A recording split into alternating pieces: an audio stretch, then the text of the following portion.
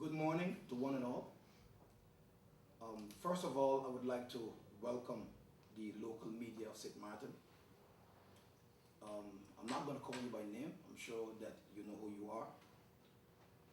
And we welcome also persons from St. Maarten, and whether radio listeners or TV listeners, we welcome you as well, especially our fellow St. Maarteners.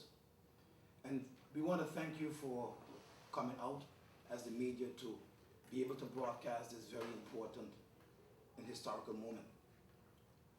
Today, I'm sure, will mark a very significant, historical, vital, and controversial event to many in the lives of St. Maarten and its people, not only residing on St. Maarten, but also in other parts of the world as well. This press conference was organized by the St. Maarten Nation Building Foundation. And without further ado, I would like to present to you the founder, the president, the person that is the driving force behind the Nation Building Foundation, a person that has been fighting for the interests of St. Maarteners ever since I knew him, a person that is respected by many, sometimes some of us call him controversial. But at the end of the day, we believe that he's fighting for a cause that is just. A person that sometimes people might like him or not, but he's able to remain consistent in what he does, meaning to fight for the interest of, in particular, the natives of this country called St. Maarteners. I would like to bring him on to be able to give you the objectives of this particular press conference. And that person is none other than Dr. Anders Leopold James, which I now give the floor to. Thank you very much, Mr. Richardson. We don't have to lecture you what your role should be, but it's clear that you have a very important role to bring out whatever sentiments, whatever feelings are living within a community, whether some like those sentiments or do not like them. Because it is very clear that by ignoring certain sentiments, certain strong sentiments, certain legitimate sentiments, they will not go away by themselves. So we appreciate it very much that you have come so far here on St. Maarten, that you are willing to listen to people whose opinion oftentimes are not shared by the powers to be, but whose opinion over the course of time has been proven to be correct. So once more, I thank you very much for being here. And it's my honor also to express a great sense of pride to share the podium here with my fellow panel members, who each and every one by themselves are very strong, conscious, intellectual St. Maarteners. I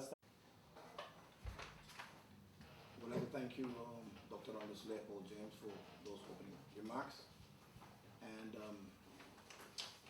I would also want to give my remarks with regards to this particular press conference. When I was asked by Dr. Anders Leopold James, which is the founder of the St. Maarten Nation Building Foundation, to think about having this press conference, I was between mixed feelings. One feeling was telling me whether I should do it or I should not. The other was telling me I must do it, because as I was thinking about whether it would make any sense for me to be a part of this very essential and vital press briefing, I turned to myself and said that if I don't, I too will also be held responsible for the silent genocide of our people called St. Maarteners. And when I say genocide, it is the effort to replace the local people by putting others first. I also thought about my grandfather, the late great Alexander Richardson, also known as Alec, the butcher who fought relentlessly for the development of our country, St. Maarten. He was responsible for feeding many St. Maarteners who can today boast of their existence and have have made their contribution to this island. I then thought about my father, the late Carol Arthur Richardson, also known as Eki, or some call him Smalley, who was also one of the pioneers of our sweet St. Maarten land. Our #1 mechanic, and a person that took his profession very seriously. As he always said to many that brought their cars to be repaired by him, that we put you on the road and keep you on the road, meaning your car and not you.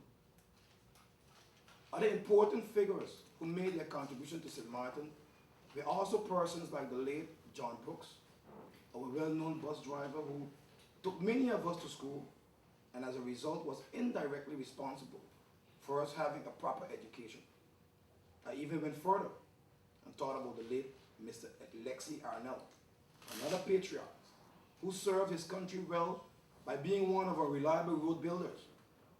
Then I thought about the late Mr. Melford Hazel, who was a man with a big heart. He owned the first hotel on the island and encouraged others to have their own business. The late Mr. Hostel Lake Sr., another man of this country, who was one of our first journalists that spoke out against the many injustices that plagued the St. Maarten people, and many other pioneers, too numerous to mention, that assisted one way or the other to build and make St. Maarten to what it is today. All of these St. Maarteners were very brave and courageous men and women who fought for the positive development of our island called St. Maarten. I believe as we look at July 1st, which is Emancipation Day, and it's just Friday coming, we can probably boast about our ancestors who were examples to us standing up for our rights and being heard. Where has this bravery and courage gone?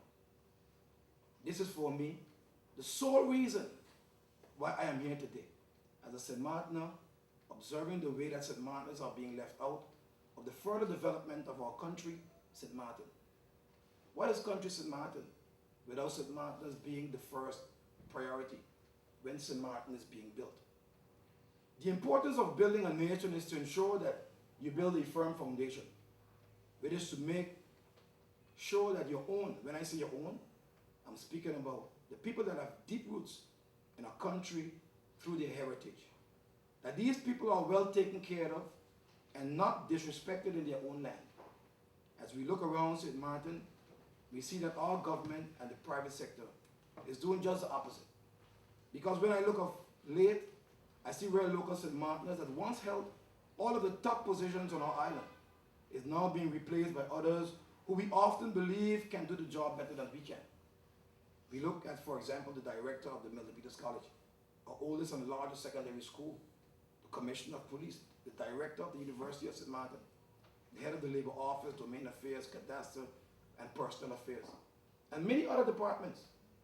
My people are we better off today than we were a decade or more ago? We must wake up to the harsh reality that we are being strategically marginalized in a very subtle way. And we are not using our rights to speak out against this very horrendous act. When the people of a nation are not recognized and they are treated like they have no value in their own country, it results in the epidemic that we have today, where our own people become not just low-class citizens, but underclass citizens. And added to that, they then become hopeless, helpless, and defenseless, which causes them to react very irrational. This can be seen by the many crimes and antisocial acts that are committed in St. Maarten today. Just look at our daily newspapers. You don't have to look too very far. This trend, people, must stop now before there is unrest and St. Maarten is put in a situation where tourism, which is our main industry, is destroyed not by a natural disaster, which we all can rebuild, which we did in the past, but by man-made disasters. I address you here today because I believe it is the St. Maarten's responsibility to come with the necessary solutions in solving these problems. But I'm appealing to politicians and any potential politician to take these matters very seriously. I am appealing to Parliament, who can affect change to do the honorable thing and start putting laws in place that will not only empower but also protect our people. There was a time when St. Maarten never believed that crime would become so rampant on our island. Today we see that it is all over St. Maarten. So do not believe that an unrest, just as the ones we witnessed, for example, in Egypt, Tunisia, and Libya, cannot knock at our very doorsteps. People living on St. Maarten do not have a clue how many people go to sleep hungry on a regular basis, have no medical insurance, how many people have no economic opportunities and are unemployed without having anyone to care about their situation. They oftentimes hurt in silence because they feel they have no hope. This group of people, which is larger than we think, is a forgotten group on St. Maarten who are not thought of and are not respected as the people that are the children of the founding fathers of St. Maarten. In every part of the world, the natives always are given the respect by the elected representatives. And we can see this clearly with our neighboring islands, such as Anguilla, St. Kitts and Nevis, Antigua and Barbuda, Barbados, the Bahamas, Dominica, and other large countries like Japan, China, Europe, the USA, and not forgetting India.